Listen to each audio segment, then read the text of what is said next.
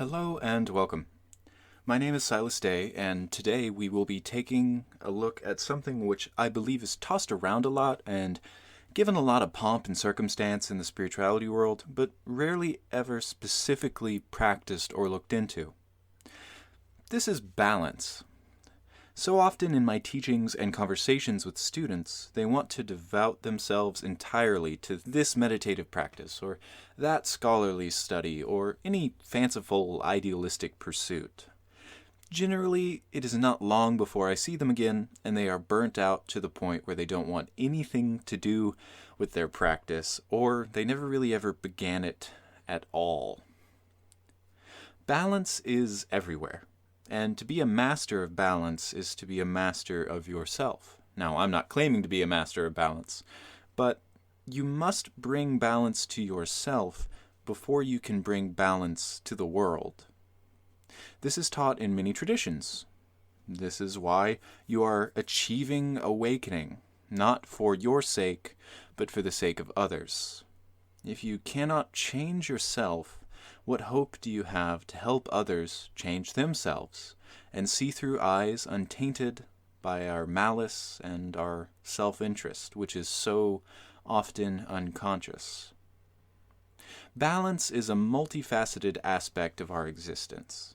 It lay not only in how we conduct ourselves, but how we feel about ourselves, where we put our energy, our considerations, and our understandings.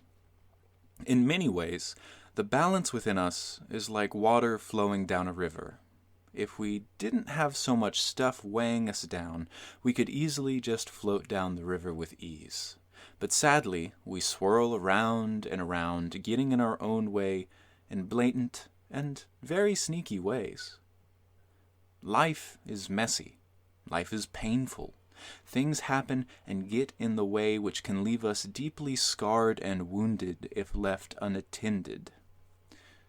The wounds can cause deep blockages to our emotional, physical, mental, and spiritual balance no matter what we wish it to be. But if we work diligently, compassionately, and with great humility and humbleness of mind, we can remove those blockages and allow ourselves to find a deep, inner, and outer balance. Much like the training of Sila, or morality, to know and practice balance can be refined and deepened basically into infinity. It is a living practice which can never be fully mastered, and anyone who says that they have, I think, is probably just trying to sell you something.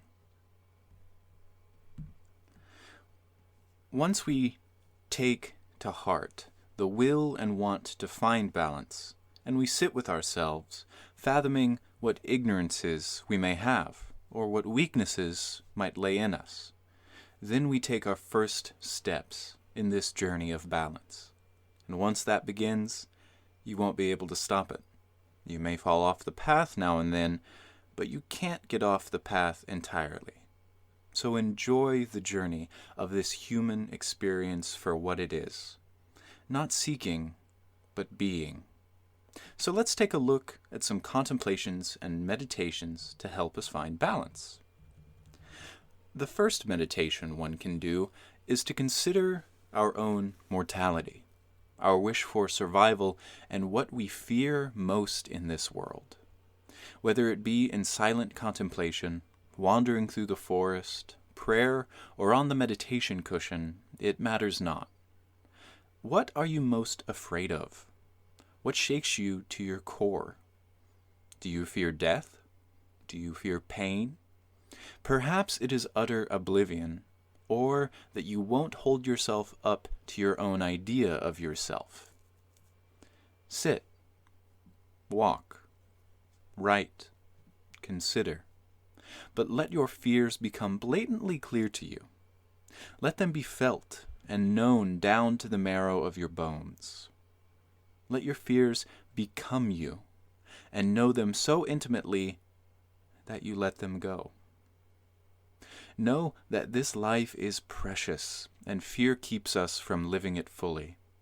Who knows how long we have on this strange wet rock going around a ball of spherical fire hurling through infinite blackness. So know your fears, and let them go, finding a measure of groundedness in this freedom. Once you feel as though you have sufficiently looked into fear and mortality, go over it again. Much like the movies we watch and the books we read, we don't catch everything the first time through. In all of these practices and considerations, it is good to be thorough. The next contemplation deals with pleasure and guilt. Consider all the guilt that burdens you. Perhaps you feel guilt over words, actions, or their opposites of not saying things when you think you should, or not doing things when they needed done. Perhaps you are guilty over eating too much, or eating too little, not spending enough time with your family, or not putting enough time into your passions. What do you blame yourself for? Life is messy. Life is painful. And at the end of the day, we are flawed. And that's okay. Accept the reality of the day. Accept that these things happened. But instead of touching them with a heart full of fear, know them with a heart of forgiveness and compassion. Do not let them cloud your heart and mind, poisoning the real strength you have within you. If we are to be positive influences on the world, we need to be able to forgive ourselves, so that when others need forgiveness, we can do so without the weight of our own guilt and fear upon us. Moving right along, the next thing you can meditate on deals with our own individual willpower and our depth of shame. What are you ashamed of? What keeps you from having the best day you can every day? What holds you down so heavily that your willpower cannot lift it off you? What are your biggest disappointments in yourself or in your life? Why do they affect you so deeply and keep you from doing those things you truly wish you could be doing? Really dig deeply and sit at the table of understanding within, inviting all these old thoughts, memories, and actions to the table. You will never find balance if you deny aspects of your life because you are ashamed of them and afraid you do not have the will to take them into the heart essence of your being. To overcome them doesn't have to be by force of will, but by the gentle nature which our will can have. It is to be a warrior in a garden instead of a gardener in a war. Next, we consider love and we consider grief. Two incredibly powerful feelings which can sway us to do things we never thought we would and make us feel highs and lows previously unimaginable. Close your eyes and lay out all of your grief and grieving in front of you. Think of all of those who have come and gone, whether it be friends, family, pets, or anything. We have all felt great loss, and if we have not, we will. It is a part of being human. But it is not the loss itself which is important, but how we grow from it. Whether or not we let that loss define us and make us fear. The love of all those who have come and gone has not left this world, but it resides in the heart of those they touched. It is still in your heart, reborn again and again, each day acting as the spark of new love for this life, for those around you, and yourself, as cheesy as it may sound. Let the pain of grief flow away and be replaced with the felt love of those gone. How wonderful. Next, in your journey of balance, work with truth and contemplate lies.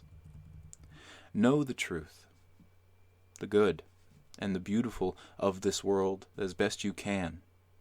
But in all of those things, know the lies as well. Not only the ones we tell other people, but the ones we tell ourselves. You cannot lie to yourself forever. To do so leaves you cold and hollow. You cannot lie about your own nature. You must humble yourself to the lowest point you can and see the truth of your nature stripped bare of anything that you have told yourself over the years. You must accept who, where, and what you are, exactly for what it is. You must know that you have the will, the good, the true, and the beauty to change that and become better without lying to yourself. We are a pillar unto ourselves in this world. We root ourselves to the earth and hold up the heavens, and any cracks can cause us to collapse. But even if we do collapse, we can be built up stronger again, as long as we choose to recognize lies and see truth. Next, we contemplate and meditate on insight and illusion, working our way into the more esoteric considerations of balance. Yet, no matter how esoteric or strange they may seem, they are right at home in our every action and thought.